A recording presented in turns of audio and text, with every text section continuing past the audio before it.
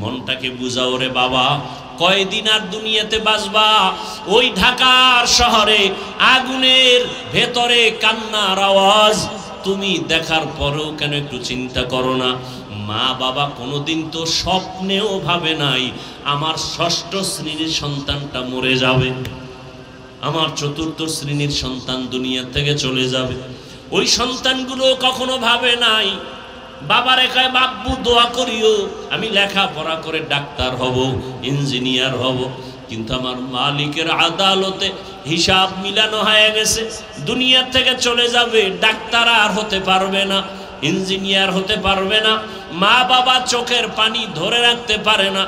আমার কত স্বপ্ন সন্তানটাকে দিয়া, একটা মা বাবা নিজে না খাইয়া সন্তানের পেছনে সময় ব্যয় করে, নিজের ঘুমের চিন্তা করে না, খানার চিন্তা করে না। ও সন্তানেরা, ওই মা বাবার স্বপ্ন বাস্তবায়ন যদি করতে চাও, মা বাবার দোয়া ছাড়া কোনোদিন সামনে আগানো সম্ভব না। কিসের বাহাদুরি করো রে বাবা? এখনো সময় আছে, তওবা করো। কোন দিন আজরাইল এসে তোমাকে আমাকে নিয়ে যাবে বলা যায় না। যারা লেখাপড়া করে পরীক্ষার্থী কামিয়ে বিধান করেন, আয় আল্লাহ সারা দুনিয়াবাসীকে মাফ করে দেন, বাংলাদেশ শান্তির দেশ বানায় দেন। আয় আল্লাহ, আমরা এখানে সুস্থতার সাথে মোনাজাত করছি, বয়ান শুনছি, বয়ান করেছি, কিন্তু কত মায়ের চোখে এখনো পানি।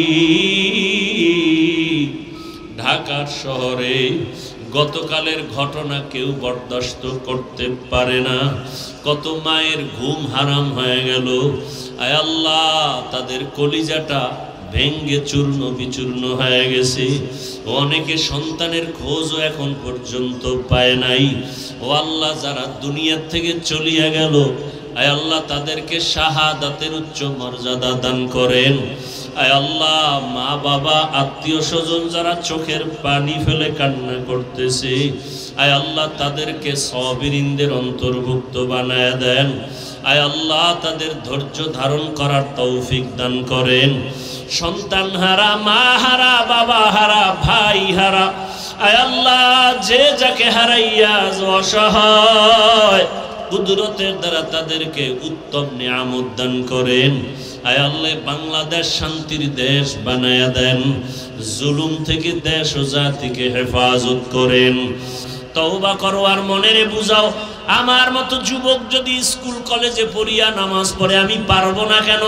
তোমার আমার মতো যুবক জেনারেল লাইনে থাকিয়া র্যাব, আর্মি, পুলিশ, বিডিআরের চাকরি করে 5 ওয়াক্ত নামাজ পড়ে, তুমি নিজেকে প্রশ্ন করো তুমি কেন পারবা না? তোমার মতো কত জেনারেল লাইনের সন্তান রাস্তায় গাড়ি চালায়, এক বেলার নামাজও ছাড়ে না, বলো বাবা তুমি কেন পারবা না? তোমার মতো যুবক নদীর মধ্যে মাছ ধরে নামাজ পড়ে, তুমি পারবা না কেন?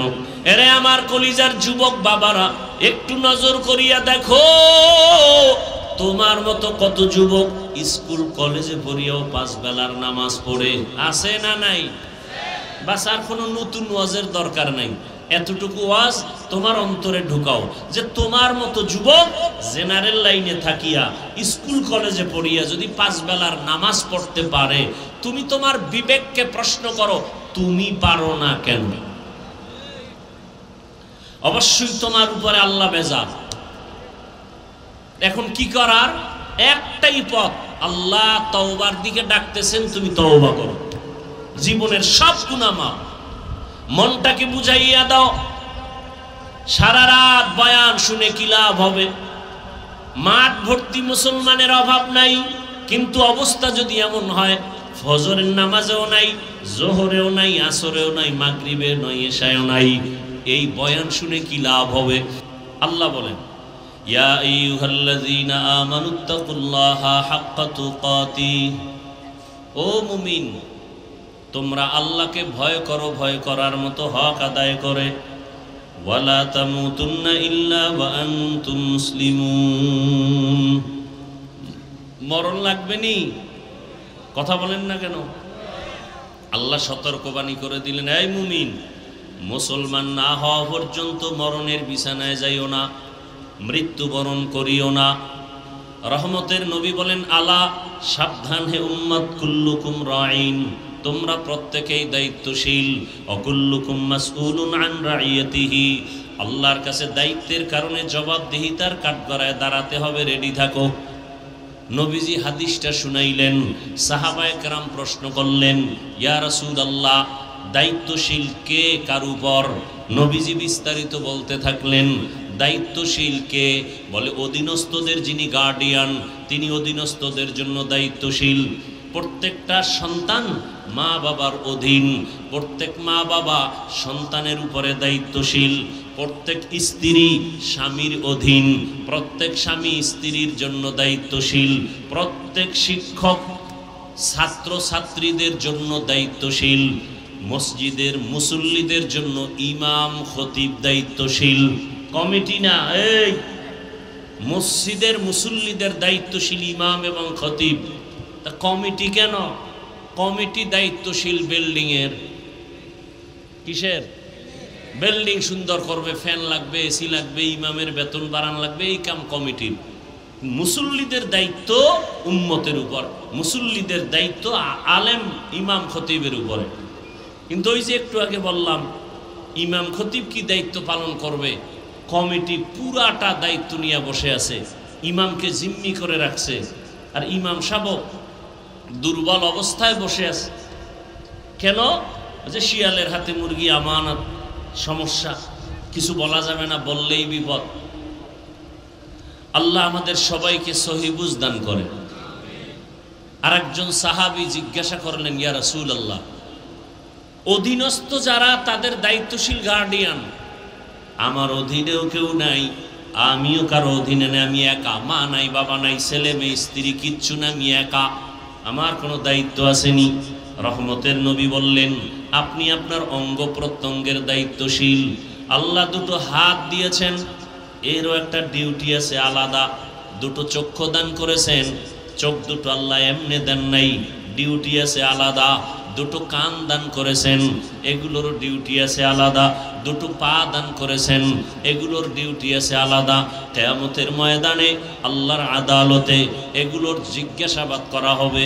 আল্লাহ জিজ্ঞাসা করবেন, বান্দা যেই দায়িত্ব দিয়ে চক্ষু দিলাম পালন হইল কিনা? অনেক গুনাহগারেরা আযাবের ভয়ে মিথ্যার আশ্রয় নিবে, হ্যাঁ করেছি, দায়িত্ব পালন করেছি, আল্লাহ তো ভালো জানেন দায়িত্ব পালন হয় নাই। তখন আমার আল্লাহ বান্দার জবানটাকে বন্ধ করিয়া হাতকে বলবেন কথা বলো। কিয়ামতের ময়দানে আল্লাহ হাতকে বলবেন কথা বলো। আল ইয়াউমা নাখতিমু আলা আফওয়াহিহিম ওয়া তুকাল্লিমুনা আইদিহিম ওয়া তাশহাদু আরজুলুহুম ওয়া তাশহাদু আরজুলুহুম বিমা কানু ইয়াকসিবুন। দস্তগুয়াদ মঞ্চুনি দুজদিদাম লব্বগুয়াদ মঞ্চুনি বুসিদাম চশমগুয়াদ চিদাম গামজা হারাম গোশগুয়াদ চিদাম সমরুল কালাম। আল্লাহ যখন হাতকে বলবে কথা বলো, আপনাদের ধারণা কি হাত কথা বলতে পারবে? বলেন বলেন, বাস্তবে কি হাত আমাদের কথা বলে? বলে না। এখান থেকে একটা পয়েন্ট আজীবন মনে রাখলে আর কোনোদিন অলিয়া উলিয়ার বিরোধিতা করবেন না। আমি তো সারা বাংলাদেশে আমার মতো কঠোর ভাষায় কেউ বলে না।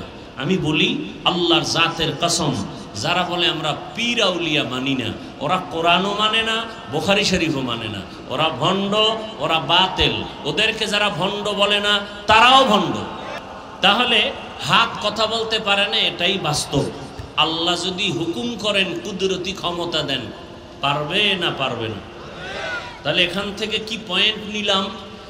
দুনিয়ার বিবেক যেটাকে বলে হবে না, আল্লাহর কুদরত বলে সেটা হবে। অসম্ভবকে সম্ভব করার ক্ষমতা কার? মরা গাছ কথা বলতে পারে না, কিন্তু আল্লাহর কুদরতে পারেনি? পারে। এই বিশ্বাস মুমিনের অন্তরে থাকতে হবে।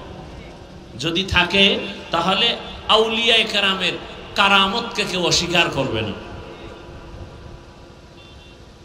এখন তো আলেম ওলামা পীর আউলিয়ার বিরোধিতা খুব বেশি চলে। কেন? এটা একটা আন্তর্জাতিক চক্রান্ত। কারণ এই জাতি কোনোদিন আর রসুল পাবে না, আবু বকরকে পাবেন না, ওসমানকে পাবেন না, ওমরকে পাবেন না, ইমাম বুখারীকে পাবেন না, ইমাম আবু হানিফাকে পাবেন না। এই জাতি জান্নাতের একমাত্র পথ পাবেন আলেমদের দ্বারা। সে আলেমের প্রতি যদি ঘৃণা জমায়া দেওয়া যায় তাহলে ইসলামের বাতি দুর্বল হবে। এটা আন্তর্জাতিক এক ষড়যন্ত্র। এই জন্য আলেম ওলামার বিরোধিতা করাটা বড় একটা ষড়যন্ত্র উম্মতকে দূরে সরাবার জন্য।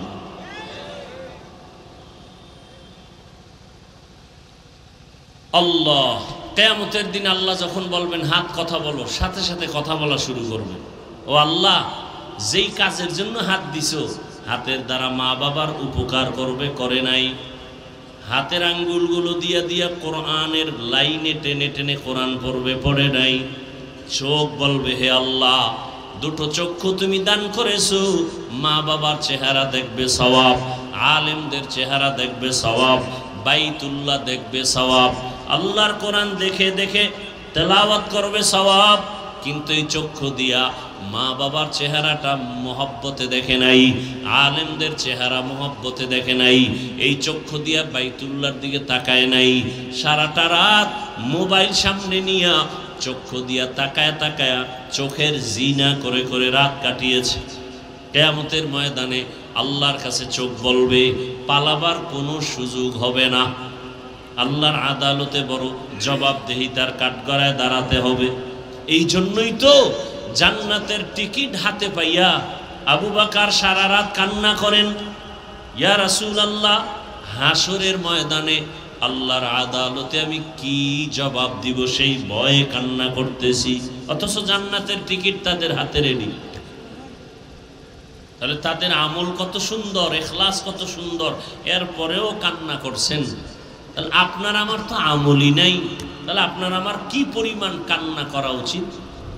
অথচ কান্না তো করি না, অন্যে যদি কাঁদে তাও পছন্দ করি না। অথচ সিলেটের মানুষের জন্য এবারাত উপদেশ যে মানুষ তোর কপাল খারাপ কেন, আল্লাহর আযাবের ভয়ে সিলেটের পাথর পাহাড় বেয়ে বেয়ে পানি পড়ে। আল্লাহর কোরআন বলে সিলেটের পাহাড়ের পাথরগুলো কাঁদে আযাবের ভয়ে। মানুষ কি তুমি এত খারাপ যে তোমার চোখে পানি নাই? আল্লাহ বলেন, সুম্মা কাসাত কুলুবুকুম মিন বাদি যালিকা ফাহিয়া কাল হিজারা আও আশাদ্দু কাসওয়া ওয়া ইন্না মিনাল হিজারাতি লামা ইয়াতাফাজ্জারু মিনহুল আনহার। আল্লাহর আযাবের ভয়ে পাথর কান্না করে করে ঝর্ণা প্রবাহিত করেছে। তুমি জাফলংয়ে গিয়ে দেখো, পাথর থেকে ঝর্ণা পানি পড়তেছে। আল্লাহ কয় না, পাথর জাহান্নামের আযাবের ভয়ে কাঁদে। কারণ আল্লাহ তো ঘোষণা দিয়েছেন কিয়ামতের ময়দানে জাহান্নামের আগুনকে জ্বালাবেন পাথর দ্বারা। ওয়াকুদুহান নাসু ওয়াল হিজারা আলাইহা মালাইকাতুন গিলাদুন শিদাদুন লা ইয়াসুনাল্লাহা মা আমারাহুম ওয়া ইয়াফআলুনা মা ইউমারুন। জাহান্নামের আগুনের ভয়ে পাথর যদি কান্না করতে পারে, মানুষ তোমার দিলটা পাথর থেকেও কি বড় খারাপ হয়ে গেল যে জাহান্নামের আযাবের ভয়ে তোমার চোখে কেন পানি আসে না? যাদের চোখে কান্না নাই তাদের কলবটা গুনার কারণে শক্ত হয়ে গেছে। শক্ত কলব নরম করার একমাত্র মেডিসিন গভীর রাতে আল্লাহর কাছে হাজিরা দেওয়া, তাহাজ্জুদের নামাজ। যে ফরজ নামাজই পড়ে না, এর তাহাজ্জুদ আবার কিসের? অথচ আল্লাহ তাআলা বলেন, বান্দা তুমি 5 বার আমাকে তালাশ করো, ফজর, যোহর, আসর, মাগরিব, এশা। কিন্তু আমি আল্লাহ মোহাব্বত করে বান্দা তোমাকে তালাশ করি যখন আসমান নীরব, জমিন নীরব। আমি আল্লাহ আমার বান্দাকে তালাশ করার জন্য, ডাকার জন্য প্রথম আসমানে আসি। অতিও গভীর হয় রজনী যখন, নীরবে প্রভুর নাম জপিও তখন। প্রভুর করুণা যদি পাইবারে চাও, গভীর রাতে উঠে প্রভুর গুণগান গাও। ফজর, যোহর, আসর, মাগরিব, এশা আমরা আল্লাহকে ডাকি, আর গভীর রাতে আল্লাহ বান্দাকে ডাকেন। আলা মিন মুস্তাগফিরিন ফাগফির আলা। ও গুনাহগারেরা, তোমার গুনার খবর কেউ জানে না, আমি আল্লাহ জানি। বান্দা তওবার দরজা খুলে দিলাম, ডাকতেছি আসো। 50 বছর লাগায় জীবনে গুনাহ করে পাহাড় তৈরি করেছো, আমার কাছে যদি বান্দা অবনত চিত্তে ক্ষমা চাও, আমি আল্লাহ তোমার জীবনের সব গুনাহ এক মুহূর্তে ক্ষমা করে দিব। ও বান্দা, আমি আল্লাহ তোমাকে এটা বলি নাই যে তুমি ব্যবসা বাণিজ্য লেখাপড়া সংসার বাদ দিয়ে শুধু আল্লাহকে ডাকো, বরং আল্লাহ তাআলা এতটা দয়া করেছেন 24টা ঘন্টার পর্দা দিয়া দুনিয়াটাকে আটকায় দিলেন। রাত আর দিন মিলায় 24 ঘন্টা আল্লাহ তাআলা এমন ভাবে বান্দাকে দয়ার নজর দিয়া দিলেন। বান্দা তুমি ব্যবসা করো, চাকরি করো, লেখাপড়া করো, বিয়ে শাদী করো, বাধা নাই। স্কুলে পড়ো, কলেজে পড়ো, বাধা নাই। বান্দা এই 24টা ঘন্টার ভিতরে 22 ঘন্টা সময় তুমি নিজের কাজে ব্যয় করো, 2 ঘন্টা সময় তুমি তোমার কল্যাণে আমার কাছে ব্যয় করো। 22 ঘন্টা তুমি তোমার কাজে ব্যয় করো, ব্যবসা করো, চাকরি করো, লেখাপড়া করো, সংসার চালাও। মাত্র 2টা ঘন্টা সময় তোমার কল্যাণে আমি আল্লাহর কাছে ব্যয় করো। আমি আল্লাহ তোমাকে বলি নাই দুনিয়াদারি সব বাদ দিয়ে আমার জিকির করো, তেলাওয়াত করো, আমি আল্লাহ এটা বলি নাই। এরে আল্লাহর গোলাম, 2টা ঘন্টা সময় তুমি আখিরাতের লাইনে ব্যয় করো তোমার কল্যাণে, তাও একসাথে না। যদি বলতাম তুমি একটানা 2 ঘন্টা তেলাওয়াত করো, তোমার কষ্ট হবে। আমি আল্লাহ একসাথে বলি নাই 2 ঘন্টা তুমি নামাজে সময় কাটাও, আমি আল্লাহ ভাগ করে দিলাম। ফজরে 20 মিনিট, জোহরে 20 মিনিট, আসরে 20 মিনিট, মাগরিবে 20 মিনিট, আবার এশার নামাজে 20 মিনিট। এই ফাঁকে ফাঁকে 20 মিনিট দিয়া ব্যবসাও চালাও, চাকরিও করো, সংসারও চালাও, তোমার সন্তানের হক আদায় করো, স্ত্রীর হক আদায় করো, তোমার চাকরিও ঠিক রাখো। 20 মিনিট করে করে তুমি সময় দাও 5 বেলা নামাজে। যদি দাও তাহলে ব্যবসাও তোমার নেকের পাল্লায় ওজন করা হবে। রহমতের নবী বলেন, আত-তাজিরুস সুদুকুল আমিন মা'আন নাবিয়্যিন ওয়াস সিদ্দিকিন ওয়াস শুহাদা ওয়াস সালিহিন। যারা সততার সাথে ব্যবসা করবে, নবী বলেন তারা আমার সাথেই জান্নাতে থাকবে। রহমতের নবী বলেন, কেউ যদি এশার নামাজ পড়ে ঘুমায়, আবার ঘুম থেকে উঠে যদি ফজরের নামাজ আদায় করে নেয়, আল্লাহর নবী বলেন ওই ঘুমের সময়টাও নেকের পাল্লায় ওজন করা হবে। মাকুন সুসুতি নামাজে পাঞ্জেগানা ফাওয়াইলুল লিল মুসাল্লিনাল্লাযিনা মুমিনারা এই নামাজে এমদাদে দা ইস্তাইনু আয়াতে কুর আবখা আয়াতে কদ আফলাহারা ইয়াদকুন গৌর কুন্দর মানিয়াজ দিল সাদেকুন। আল্লাহ তাআলা বলেন, বান্দা খাঁটি মুসলমান না হইয়া তুমি মরণ বরণ করিও না। মুসলমান হইতে হলে বান্দা তোমার হৃদয়টাকে, কলবটাকে গুনাহমুক্ত করতে হবে। আর গুনাহমুক্ত করার জন্য আল্লাহর কাছে তোমার ভয় বা তাকওয়া অন্তরে জমা করতে হবে। এই জন্য আল্লাহ বলেন, আমাকে ভয় করার মতো হক আদায় করে ভয় করো এবং তুমি খাঁটি মুসলমান হইয়া মরণ বরণ করো। এই ভয় বা তাকওয়া অন্তরে জমা করো। আর এই ভয় বা তাকওয়া অন্তরে জমা করার জন্য একমাত্র ঠিকানা কুনু মা'আস সাদিকিন। আল্লাহর প্রিয় বান্দা মুত্তাকি যারা, এদের নেক নজর লাগাও, এদের নেক নজর নিয়া নিজের অন্তরকে পরিশুদ্ধ করো, গুনাহমুক্ত জীবন নিয়ে চলো। এরে আমার পর্দার আড়ালের মা বোনেরা, ও আমার কলিজার যুবক বাবারা, ও বৃদ্ধ বাবাজি, এতক্ষণ যে আমি বয়ান শুনাইতেছি, একবারও কিন্তু আমি আপনাদের বলি নাই আমার মতো পাস করলি লাগাও, না হয় জাহান্নামে যেতে হবে। আমি কওমি মাদ্রাসার সন্তান, আপনারাও কওমি মাদ্রাসায় যান, স্কুল বন্ধ করে দেন, একবারও বলি নাই। আমি তাবলীগের লাইনের সন্তান, আমি আপনাকে একবারও বলি নাই যে আপনি তাবলীগে না গেলে জাহান্নামে যাবেন। আমি পীরের মুরিদ, আপনাদের একবারও বলি নাই পীরের কাছে যেতেই হবে, না হয় জাহান্নাম ছাড়া উপায় নাই। বরং আমি আপনাদের বলবো, আপনি স্কুলে পড়েন, কলেজে পড়েন, চাকরি করেন, ব্যবসা করেন, বাধা নাই। আমার পরামর্শ হলো ওখানে থাকিয়া জান্নাতের পথটাকে সুন্দরভাবে নিজে তৈরি করেন।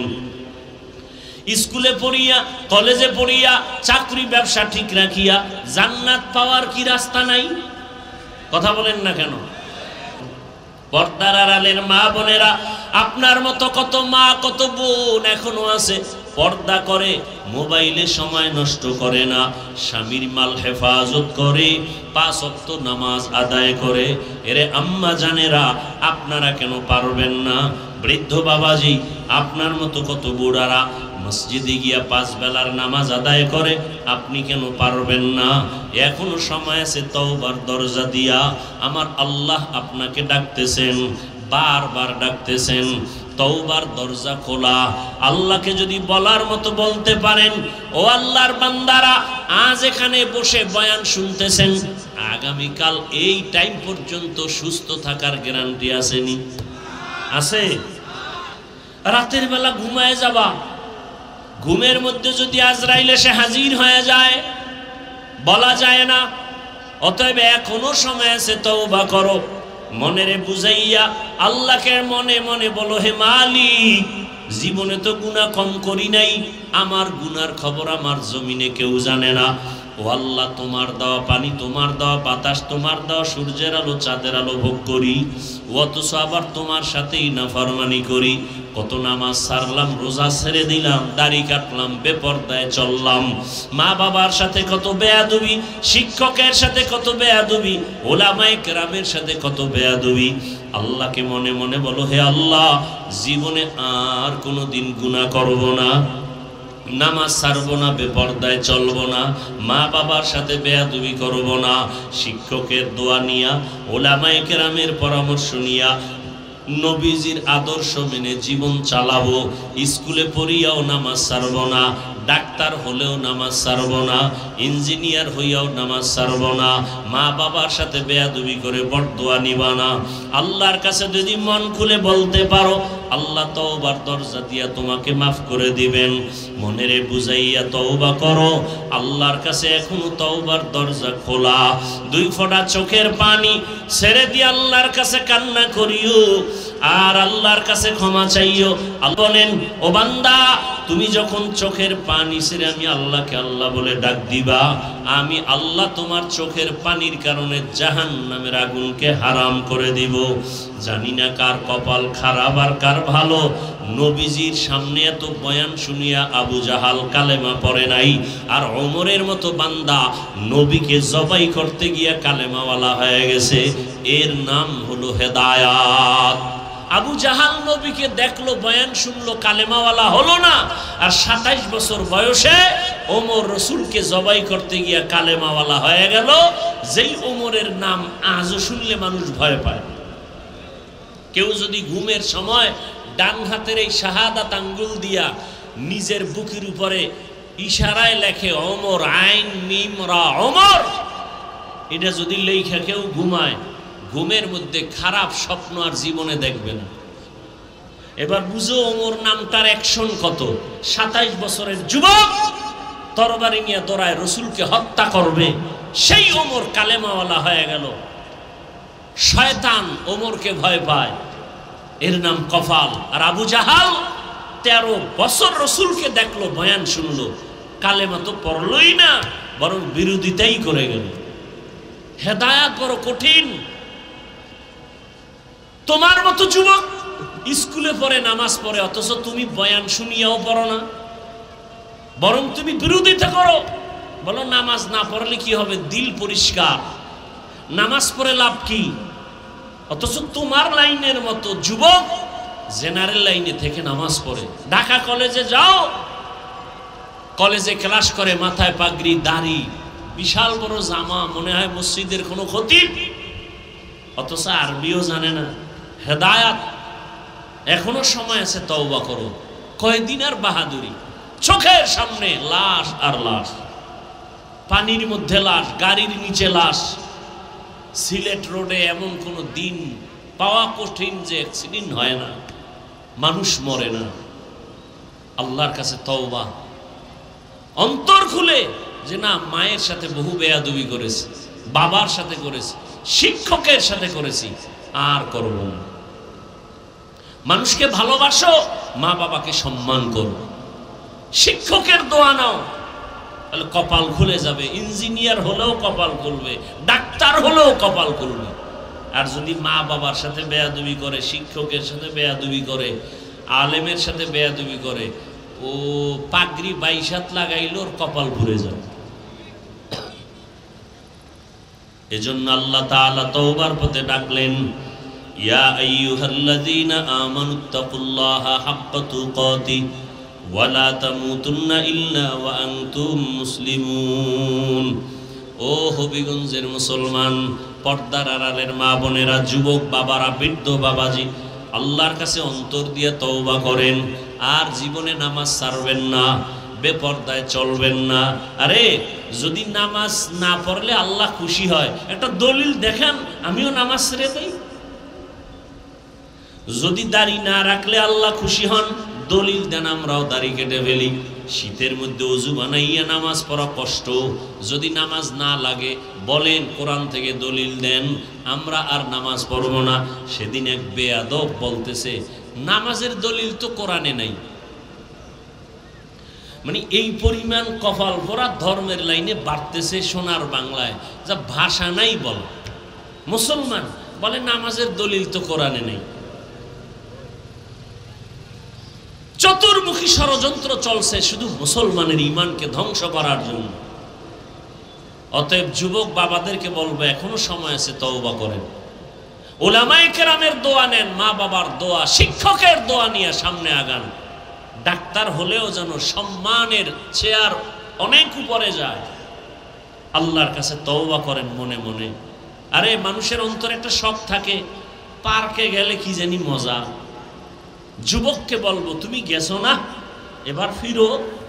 মনে শখ লাগছে, মোবাইলে আড্ডা দিবা, দিছো না, এবার ফিরো।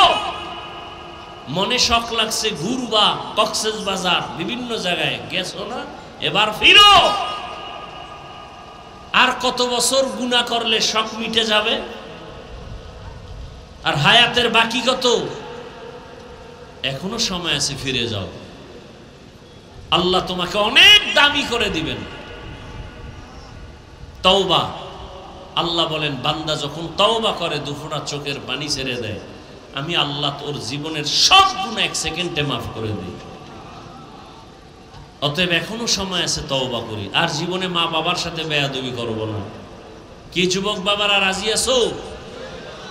আল্লাহকে তওবা করো, আমাকে হাত দেখানোর দরকার নেই। আল্লাহর কাছে মনে মনে তওবা করো, আল্লাহ জীবনে আর মা বাবার বরদোয়া নিব না, জীবনে আর শিক্ষকের সাথে বেয়াদবি করব না, জীবনে আর কোনোদিন উলামায়ে কেরামের সাথে অন্যায় করব না, বরং মা বাবার দোয়া নিয়া, শিক্ষকের দোয়া নিয়া, উলামায়ে কেরামের দোয়া নিয়া, ও আল্লাহ নবীজির সুন্নাত অনুযায়ী চলবো। আর নামাজ ছাড়বো না, দাড়ি কাটবো না, বেপরদায় চলবো না। তওবা করার মতো যদি কারো অন্তর তৈরি হয়, মুনাফিকি যদি অন্তরে না থাকে, খাঁটি তওবার নিয়ত যাদের আছে, দুটো হাত আমার আল্লাহকে দেখাইয়া দেই। আয় আল্লাহ, আমাদের হাতগুলো কবুল করে নেন, তওবা কবুল করে নেন। আল্লাহ তওবার উপরে মজবুত হইয়া চলার মতো আমাদের তৌফিক দান করেন, আমিন।